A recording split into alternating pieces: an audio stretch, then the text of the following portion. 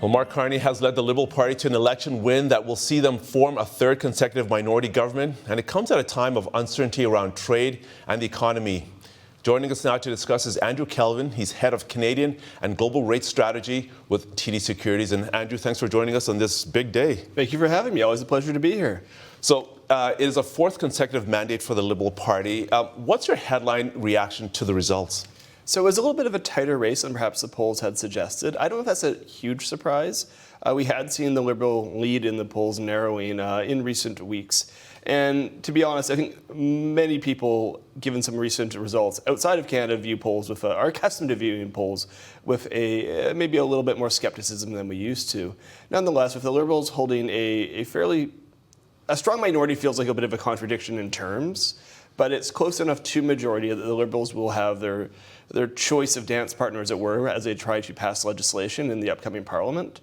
And in terms of the actual parliamentary arrangement, it really is the same one that we left, with Mark Carney still Prime Minister and the Liberals still holding a minority government.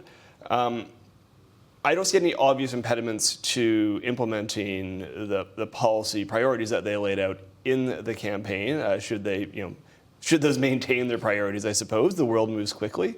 So I think realistically, my base case expectation is that the Liberals try and do most of the things they said they would like to do in their campaign platform. I don't think there's anything in there that's going to be overly objectionable to both of the prospective third parties that they will be leaning on for support. So in the short term, at least, I expect to see just a little bit more of an expansive fiscal policy, I suppose. Okay, so take us through the Liberal platform. What stood out for you? I think what stood out for me with the Liberal platform is they have, rather than focusing narrowly and intently on a few priorities, it's a very broad platform where the money that they're spending, and it is quite a bit of money they're proposing to spend here. It's approximately 130 billion over 4 years. If you look at it from a deficit to GDP standpoint, we're probably looking at deficits of about 2% of GDP this year and next. And even if you go 4 years down the road in their platform, they have a deficit to GDP ratio in fiscal 2029 of about 1.35%. So it's a fair amount of investment, and it's spread very broadly. There's an agency to build homes. There is a tax cut in the lower tax bracket. There are measures to support the auto sector and to promote efficiency in government, and it's a very defense spending as well. It's a very broad mandate. Mile wide, inch deep would be the sort of like unfavorable interpretation of it, I suppose. End of day, if the priority here is to build more homes, make it easier to do business in Canada, to knock down interprovincial trade barriers, on some level, these aren't things that's very easy to lay out in a campaign document. It's very easy to say you want to increase efficiency. It's fun too, but it's all about the execution. So I think ultimately, it is probably a little bit premature to judge this new-ish government's ability to implement on those sort of productivity-enhancing measures, which is the thing Canada needs. But right now, I just kind of look at this as like there is going to be it's embracing the notion of big government. And it is really trying to spread the government's impact as widely as it can. And you mentioned big government. I mean, because the Liberals have laid out some pretty big spending plans, and you say that they may be even bigger because we're in a minority government. Why is that? I think it's a potential. That's conventional thinking on this. They will need to get an opposition party to support them to pass confidence motions, throne speech, budget, these sorts of things. The thought process is typically that, okay, if another party is going to support you, they are going to ask for you to follow through on one of their policy priorities in exchange. And I think the logical place people will go with this is it will be a spending ask. Now, it could also be, and I don't have a specific policy in mind, because if you think about, the NDP run candidates in every riding in this country, they have a platform for governance, and it's a long platform. They have only 7 MPs, but still, they're running, to win. It's very hard to isolate one or two things that would be the obvious ask, and it doesn't necessarily have to be something that would be something for spending. But I think from a sort of real politics standpoint, the incentive is to ask the Liberals to enact one of your spending priorities if you're the Bloc Québécois or you are the NDP, and then that way you can turn around and see, we may be, we may have lost a few seats, but we were able to deliver on this priority for Quebec. Or we may not be an official party, but we're still able to get things done. Imagine what we could do if you sent us more MPs back next time. I think that's sort of the thought process here. And then the question becomes, do you expect the Liberals would cut something out of their budget to accommodate that spending? And I think just philosophically, given the sort of approach that campaign document took, I don't know what they would cut out here. So I do think it probably lends itself to a little bit more spending, but I would just sort of caution, if you look at the experience of that last Trudeau government, the NDP supported that government for 3+ years. They did get some new spending out of it with the expansion of pharmacare. I don't know if it was something that really moved the needle fiscally. What do you think are some of the economic challenges the Carney government is expected to face going forward? Oh, how much time do we have? It's a difficult time, right? So the obvious one is the relationship with the United States.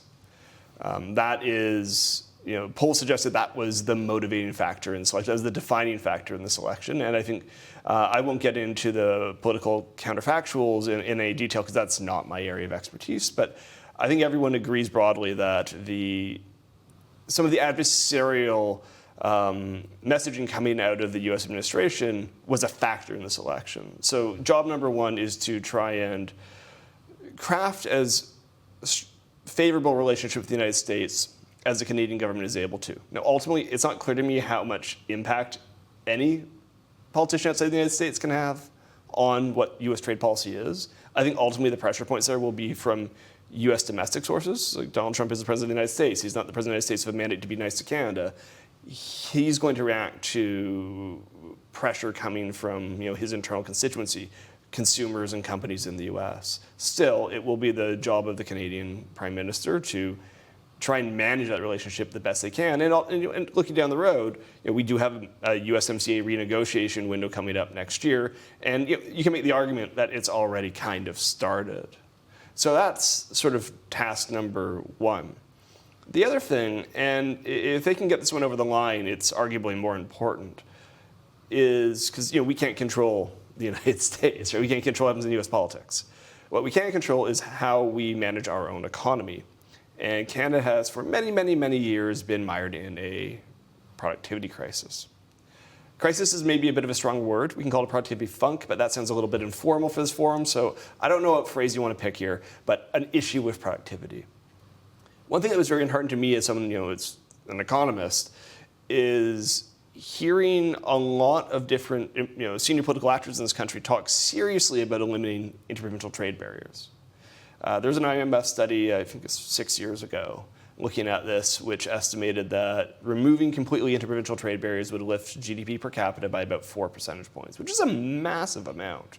We're talking about the economy growing by a little over 1% this year and a little under 1% next year. You're essentially talking about getting 3 years of growth if you can eliminate interprovincial trade barriers. That'd be huge.